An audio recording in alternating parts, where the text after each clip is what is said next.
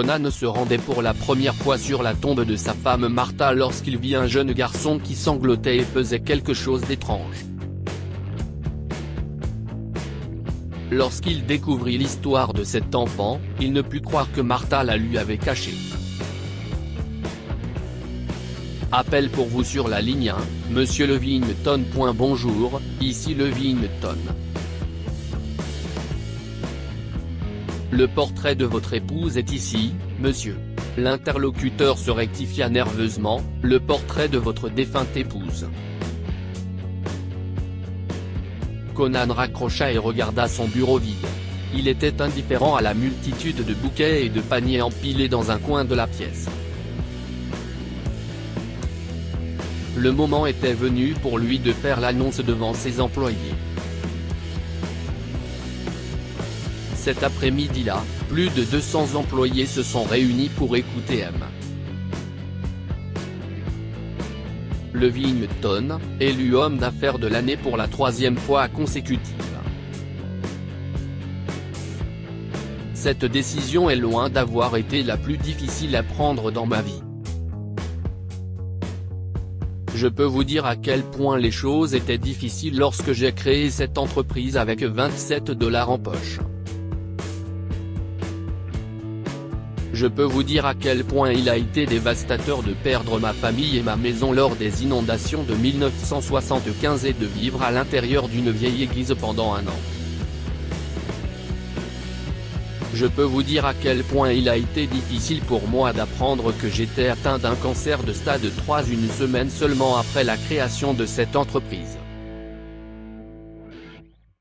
Je peux vous dire à quel point il est difficile de se tenir ici et de laisser partir cette entreprise qui a été une rare composante de ma vie. Mais la vérité est que rien de tout cela n'est comparable à la douleur qui a transpercé mon âme depuis le mois dernier.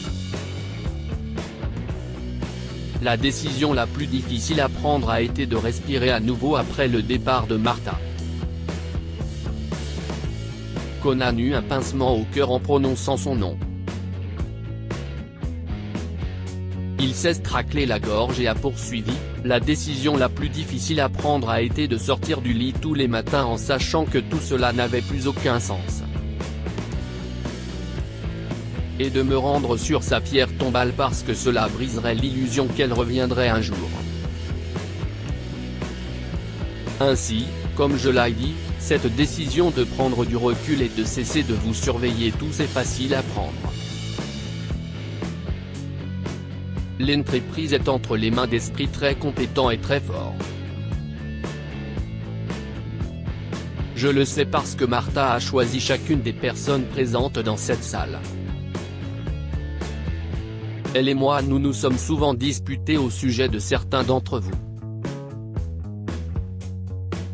Mais elle a gagné ses batailles, et vous êtes ici parce qu'elle a vu quelque chose de puissant en vous.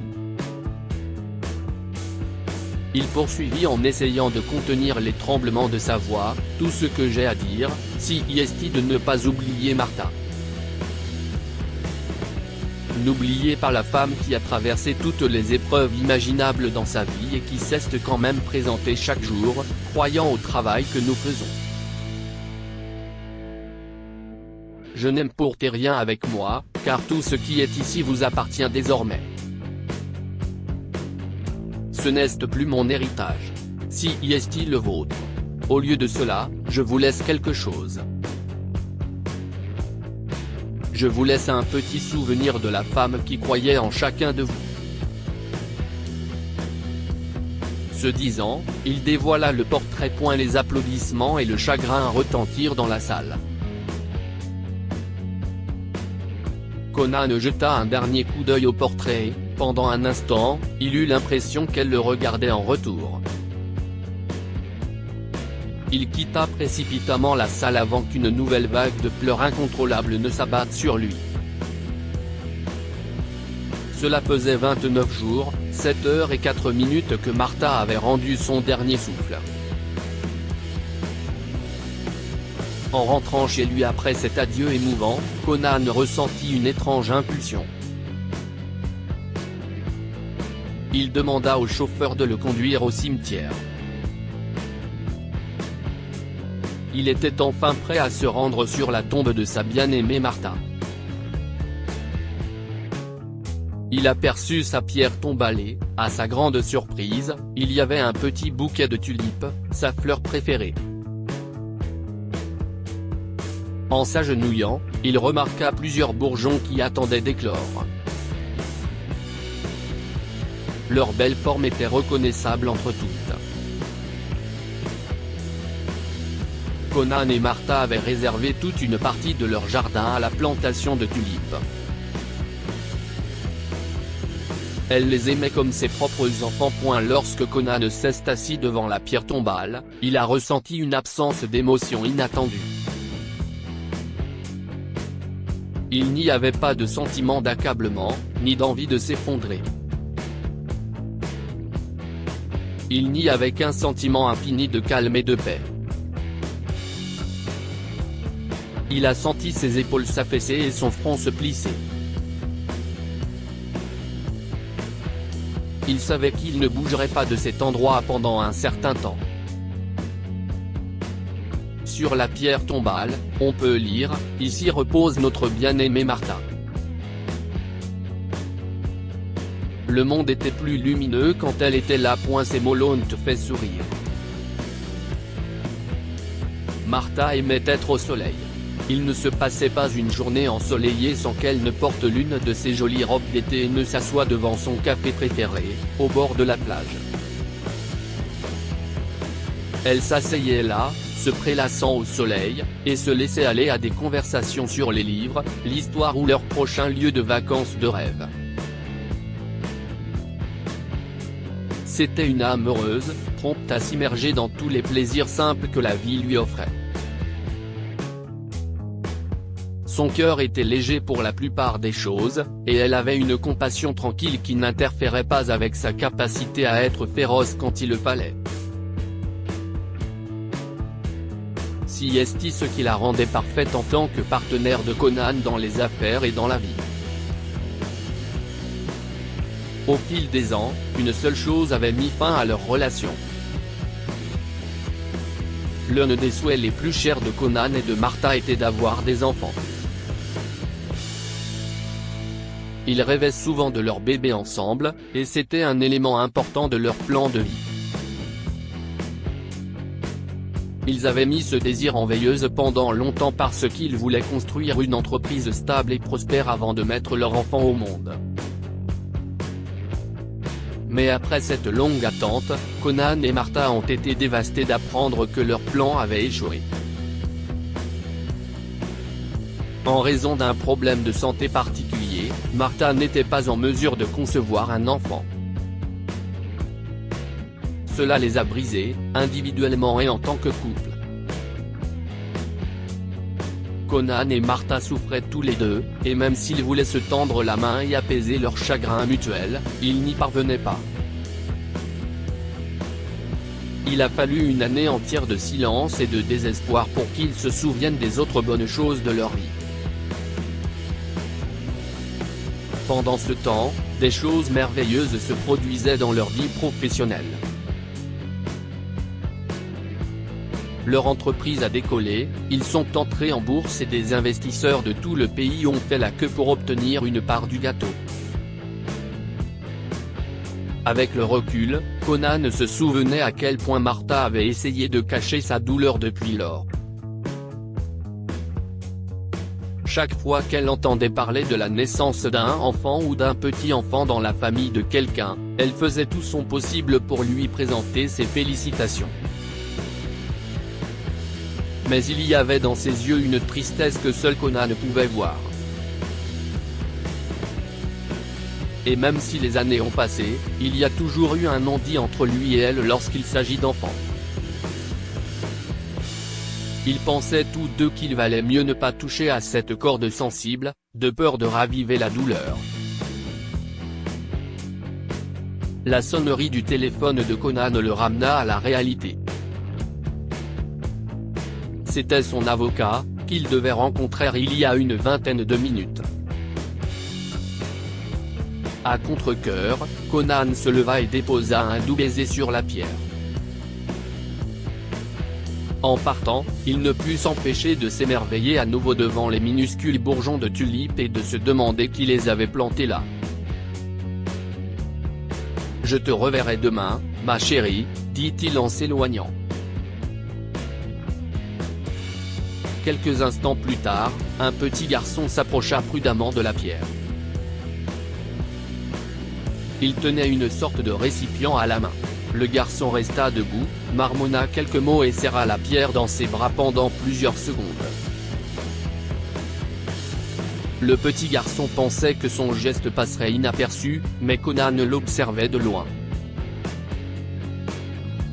Il était à peine entré dans la voiture qu'il remarqua ce petit étranger qui se rendait sur la tombe de Martha. Qui était ce petit garçon ? Conan décida de ne pas bouger et d'observer ce que le garçon allait faire. À sa grande surprise, le petit garçon inclina le récipient et sembla verser quelque chose devant la tombe.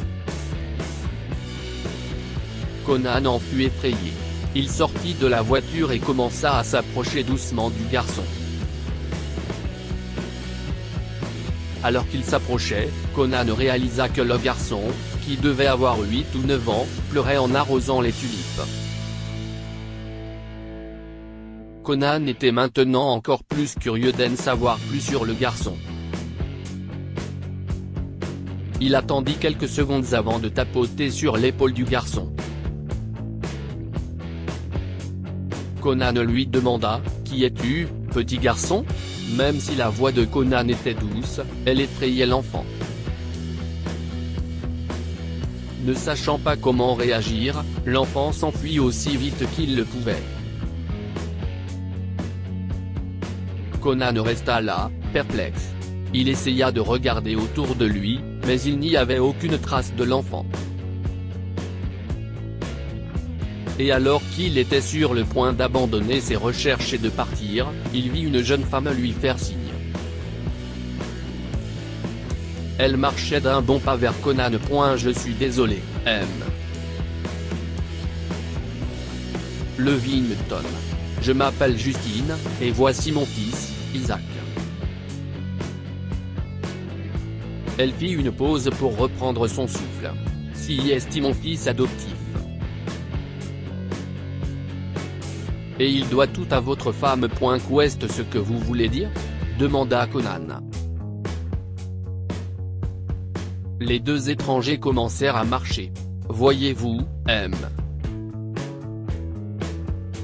Levington, Isaac était un enfant abandonné. Je suis sa mère adoptive.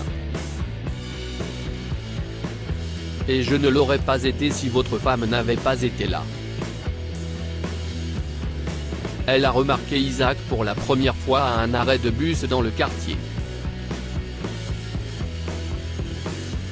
Il était assis seul, le visage caché par un sweat à capuche.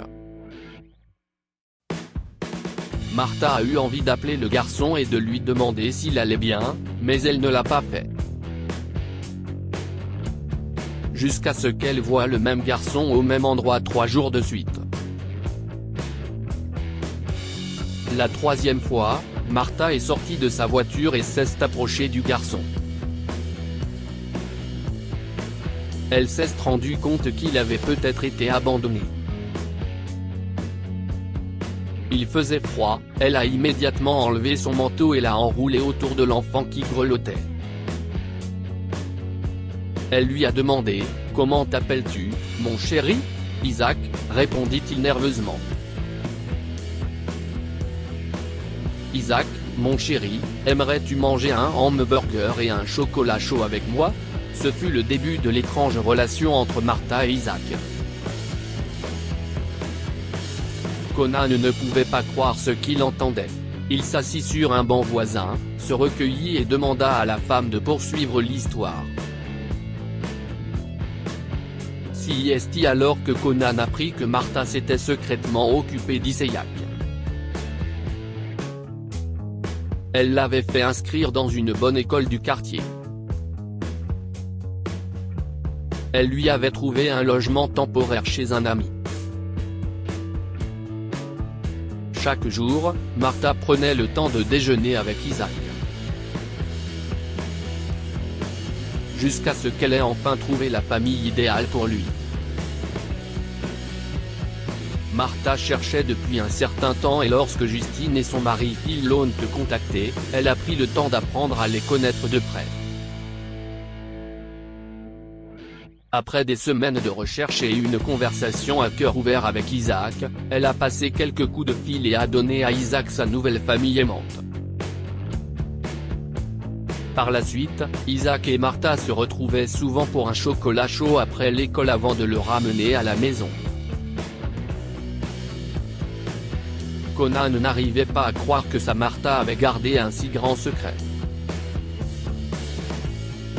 Mais d'une manière ou d'une autre, dans son cœur, il n'y avait pas de place pour la colère. Conan était touché que Martha ait pu nourrir et s'occuper d'un enfant après tout. Le seul regret que Conan pensait que Martha emportait avec elle dans la tombe était effacé. Il était soulagé de savoir que Martha avait eu une vie bien remplie, même s'il aurait aimé qu'elle le lui dise. Peut-être avait-elle peur de se confesser, craignant qu'il ne soit pas capable d'accepter et d'haïr Isaac aussi facilement qu'elle. Conan pensa au fait qu'il avait raté l'occasion de changer quelque chose dans la vie de ce petit garçon. Mais il était peut-être encore temps. Où est Isaac ? Justine le conduisit le chemin jusqu'à Isaac, qui était assis sur un banc, la tête baissée, regardant un bourgeon de tulipe dans sa main. Conan s'assit à côté de lui et lui demanda, « Si est-ce toi qui as planté ces tulipes, n'est-ce pas ?» Isaac acquiesça silencieusement, essayant de ne pas pleurer. « Sais-tu pourquoi elle les aimait tant ?» Le petit garçon était maintenant curieux. Elle disait que les tulipes pouvaient pousser même après avoir été coupées de la plante.